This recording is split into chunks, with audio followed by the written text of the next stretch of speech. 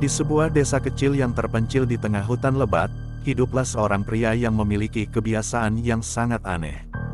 Nama pria itu adalah Agus, dan kebiasaannya yang mencolok adalah bahwa dia hanya makan tempe dalam hidupnya.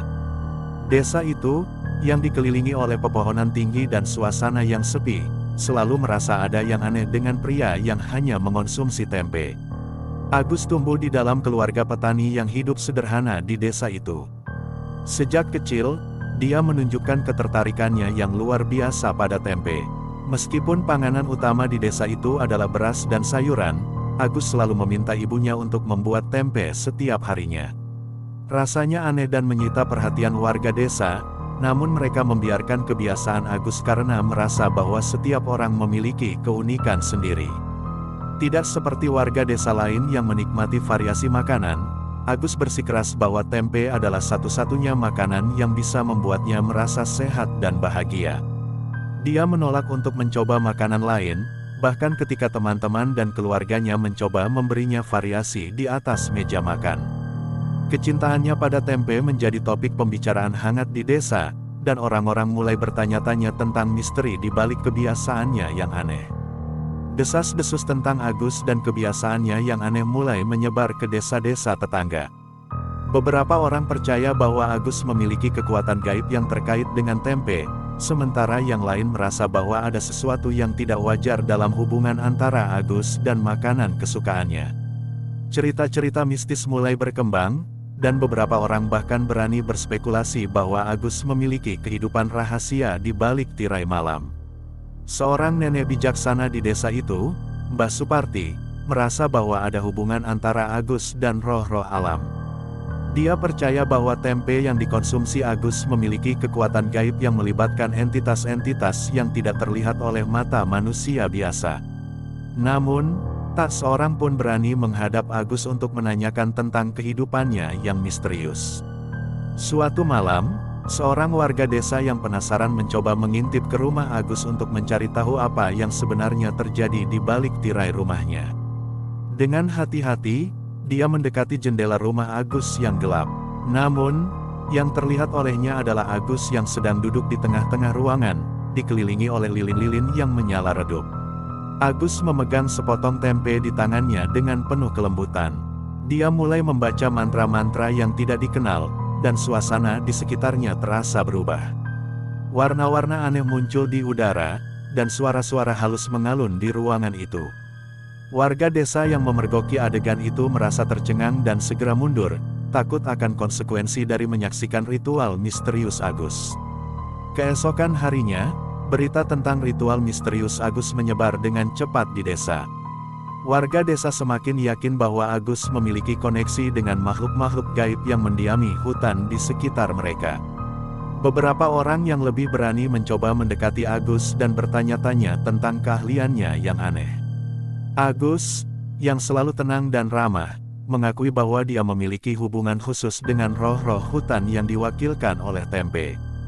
Dia menjelaskan bahwa setiap malam, dia melakukan ritual kecil untuk memberikan penghormatan kepada makhluk-makhluk gaib tersebut. Dalam pertemuan itu, Agus mengajak beberapa warga desa untuk bergabung dalam ritualnya pada malam berikutnya. Malam itu, sekelompok warga desa yang penasaran berkumpul di rumah Agus untuk ikut serta dalam ritual misteriusnya. Dengan dikelilingi oleh tempe dan lilin-lilin yang menyala, Agus memulai mantra-mantra kuno sambil mengajak mereka untuk ikut bernyanyi. Pada awalnya, suasana masih santai, tetapi seiring ritual berlangsung, mereka mulai merasakan adanya kehadiran yang tak terlihat di sekeliling mereka. Entitas-entitas gaib itu memberikan tanda-tanda kehadiran mereka dengan getaran dan suara-suara aneh. Warga desa yang sebelumnya skeptis mulai merasa terhubung dengan alam gaib. Beberapa di antara mereka bahkan melihat kilatan cahaya dan bayangan-bayangan yang melayang di udara. Ritual itu berlanjut hingga larut malam, dan ketika mereka keluar dari rumah Agus, wajah mereka mencerminkan campuran kagum dan ketakutan. Setelah malam ritual, kehidupan di desa itu berubah. Warga desa yang ikut serta dalam ritual misterius Agus merasa bahwa mereka telah mendapatkan kekuatan mistis. Beberapa mengaku bisa berkomunikasi dengan makhluk-makhluk gaib, sementara yang lain merasa mendapatkan intuisi khusus tentang kejadian-kejadian di masa depan. Namun, seiring berjalannya waktu, konsekuensi dari kegiatan mistis itu mulai terasa. Beberapa warga desa mengalami mimpi buruk dan gangguan tidur. Ada yang mendengar suara-suara aneh di malam hari dan melihat bayangan-bayangan misterius. Ketakutan merajalela di desa itu, dan warga mulai menyalahkan Agus atas perubahan mendalam dalam kehidupan mereka.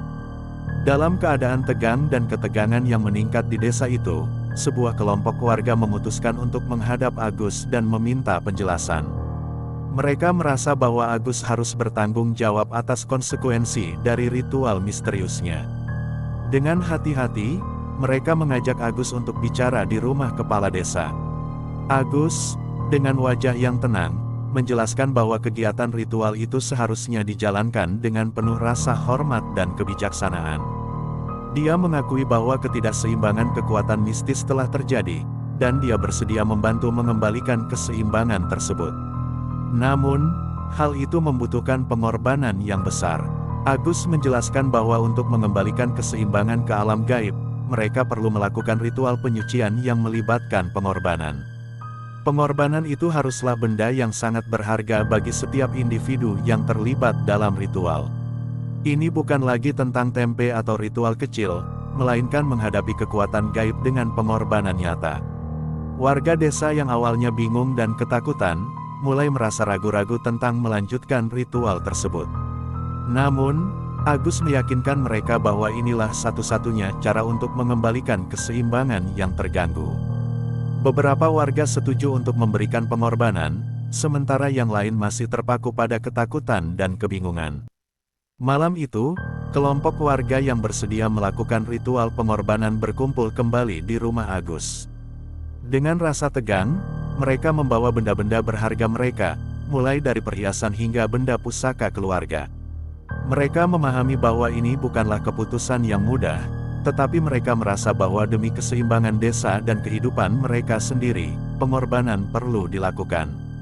Agus memimpin ritual dengan penuh kehikmatan. Setiap benda yang diberikan oleh warga desa ditempatkan di tengah-tengah lingkaran tempe yang diletakkan di atas altar sederhana. Mantra-mantra kuno diucapkan dengan tekad, dan suasana hening tercipta di sekeliling mereka. Namun, seiring ritual berlangsung, kehadiran makhluk-makhluk gaib semakin terasa, dan ketegangan di udara semakin meningkat. Setelah ritual selesai, warga desa yang ikut serta merasakan perubahan mendalam. Beberapa merasa lega dan mendapatkan kedamaian pikiran, sedangkan yang lain merasa penyesalan dan rasa kehilangan. Konsekuensi dari ritual itu tidak hanya menciptakan keseimbangan di alam gaib, tetapi juga meninggalkan bekas yang abadi dalam hati mereka. Agus, meskipun berhasil mengembalikan keseimbangan, merasa berat melihat dampak yang ditinggalkan pada warga desa. Dia tahu bahwa rasa penyesalan dan ketakutan tidak akan segera hilang, tetapi dia berjanji untuk membimbing mereka. Melalui proses penyembuhan, desa itu, yang sebelumnya penuh dengan kehidupan dan keceriaan, kini terasa sepi dan diliputi oleh bayangan masa lalu yang misterius. Setelah beberapa waktu, desa itu mulai pulih dari kejadian misterius tersebut.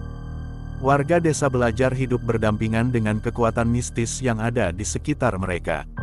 Agus, meskipun tetap menjadi pecinta tempe, menjalani hidupnya dengan penuh tanggung jawab terhadap kekuatan yang dimilikinya. Warga desa, meskipun masih membicarakan cerita-cerita mistis itu di malam hari, belajar untuk merayakan dan menghormati kehidupan mereka dengan penuh rasa syukur. Ritual yang awalnya menakutkan dan misterius menjadi pelajaran berharga tentang kekuatan alam dan pentingnya menjaga keseimbangan dengan bijaksana. Cerita tentang Agus, sang pecinta tempe, menjadi legenda di desa itu. Meskipun awalnya dianggap aneh, keberanian Agus untuk membuka diri terhadap kekuatan mistis dan kebijaksanaannya dalam menghadapi konsekuensi telah meninggalkan jejak dalam sejarah desa tersebut. Desa itu belajar tentang pentingnya penghormatan terhadap alam dan kebijaksanaan dalam menghadapi kekuatan yang tak terlihat.